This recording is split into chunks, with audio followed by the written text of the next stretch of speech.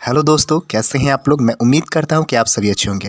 दोस्तों, ये हमारे केसेट क्यूज गवर्नमेंट एग्जाम केंद्र के टॉप 40 फिजिक्स के इंपॉर्टेंट क्वेश्चंस हैं जो आपको किसी भी कॉम्पिटेटिव एग्जाम में काफ़ी मदद करेंगे। तो शुरू करते हैं। हमारा पहला क्वेश्चन है, ज्योति तीव्रता का एसआई मात्रक क्या होता है। तो कैंडला, जिसको सीडी से निरूपित किया जाता है। अगला प्रश्न, 1 पारसेक बराबर कितना होता है। तो 3.26 प्रकाश वर्ष या 3.08 × 10⁻16 मीटर होता है। अगला प्रश्न हो जाएगा, जल का महत्तम घनत्व कितना होता है। तो 4 डिग्री सेल्सियस या 39.2 डिग्री फ़ारेनहाइट। ये दोस्तों जल का महत्तम घनत्व होता है। अगला प्रश्न, गामा किरण का नामकरण किसने किया था। तो रदरफोर्ड ने गामा किरण का नामकरण किया था। अगला हमारा प्रश्न हो जाएगा, किन तरंगों का ध्रुवण नहीं होता है। तो अनुदैर्घ्य तरंगों का ध्रुवण नहीं होता है। अगला प्रश्न हो जाएगा, पारा थर्मामीटर का आविष्कार किसने किया था। तो फ़ारेनहाइट ने पारा थर्मामीटर का आविष्कार किया था। अगला प्रश्न हो जाएगा, वायुमंडल कैसे गर्म होता है। तो संवहन विधि द्वारा। दोस्तों, संवहन विधि द्वारा वायुमंडल गर्म होता है। अगला प्रश्न हो जाएगा, द्रव का क्वथनांक क्यों बढ़ता है। तो अशुद्धि मिलाने के कारण, अर्थात किसी द्रव में अगर हम अशुद्धि मिलाते हैं तो उसका क्वथनांक बढ़ जाता है।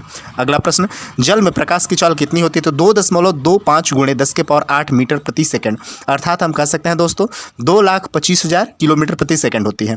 अगला प्रश्न हो जाएगा, लेंस की क्षमता का मात्रक क्या होता है। तो डायोप्टर जो होता है, जिसको डी से निरूपित किया जाता है, लेंस की क्षमता का मात्रक होता है। अगला प्रश्न हो जाएगा दोस्तों, प्रश्न संख्या 11, ट्रैक्टर का आविष्कार का मतलब आविष्कारक का क्या नाम है, अर्थात ट्रैक्टर का आविष्कार किसने किया था। तो रॉबर्ट फॉर्मिच ने। ये USA, United state of America के थे, रॉबर्ट फॉर्मिच, और इन्होंने ही ट्रैक्टर का आविष्कार किया था।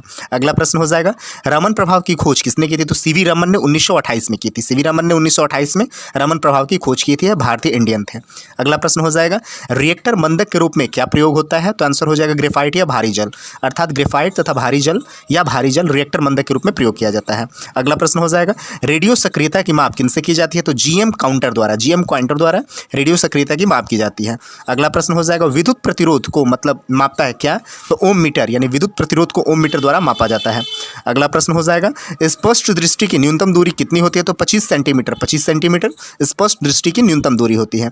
अगला प्रश्न हो जाएगा, प्राथमिक रंग क्या कहलाता है। तो लाल, हरा, नीला रंग। ये लाल, हरा, नीला जो 3 रंग होते हैं प्राथमिक रंग कहलाते हैं। अगला प्रश्न हो जाएगा, आकाश का रंग नीला होने का कारण क्या होता है। तो प्रकाश का प्रकीर्णन जो होता है वो आकाश का रंग नीला होने का कारण होता है।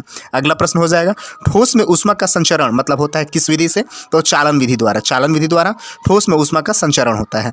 अगला प्रश्न हो जाएगा, सभी विद्युत चुंबकीय तरंग किनकी बनी होती है। तो फोटोन की। सभी विद्युतीय चुंबकीय तरंग फोटोन की बनी होती है। सेट क्यूज गवर्नमेंट एग्जाम केंद्र। यहाँ पे अगला प्रश्न है दोस्तों, प्रश्न संख्या 21, जल का पृष्ठ तनाव बढ़ने का कारण क्या होता है। तो घुलनशील नमक, अर्थात जल में घुलनशील नमक मिला देने पे जल का पृष्ठ तनाव बढ़ जाता है। अगला प्रश्न हो जाएगा, दूध की शुद्धता किससे मापी जाती है। तो लैक्टोमीटर, अर्थात दूधमापी लैक्टोमीटर से दूध की शुद्धता मापी जाती है। अगला प्रश्न हो जाएगा, एक आदर्श तरल की श्यानता क्या होती है। तो 0 होती है। एक आदर्श तरल की श्यानता 0 होती है। पाई के मान की गणना सर्वप्रथम किसने की थी। बहुत ही इंपॉर्टेंट प्रश्न है दोस्तों, आर्यभट्ट जो भारतीय गणितज्ञ थे, इन्होंने ही सबसे पहले पाई के मान की गणना की थी। अगला प्रश्न, 1 बराबर कितना होता है। तो 10⁵ न्यूटन प्रति मीटर स्क्वायर। 10⁵ न्यूटन प्रति मीटर स्क्वायर एक बार बराबर होता है। अगला प्रश्न हो जाएगा, इस एक अश्व शक्ति अर्थात हॉर्स पावर बराबर कितना होता है। तो 746 वाट, 746 वाट एक अश्व शक्ति यानी हॉर्स पावर बराबर होता है। अगला प्रश्न हो जाएगा, सरल मशीन किस सिद्धांत पर कार्य करता है। तो बल आघूर्ण के सिद्धांत पर सरल मशीन काम करता है। अगला प्रश्न, पृथ्वी के ध्रुव पर जी का मान कितना होता है। तो महत्तम होता है, अर्थात अधिक होता है। पृथ्वी के ध्रुव पर जी का मान सबसे महत्तम होता है। अगला प्रश्न, रॉक साल्ट में प्रकाश की चाल कितनी होती है। तो 1.96 × 10⁸ होता है। अगला प्रश्न हो जाएगा, ऊंचाई मापने वाला यंत्र क्या कहलाता है। तो सेक्सटेंट जो होता है ऊंचाई मापने वाला यंत्र कहलाता है। दोस्तों, ये भी हमारे कुछ इंपॉर्टेंट क्वेश्चंस हैं।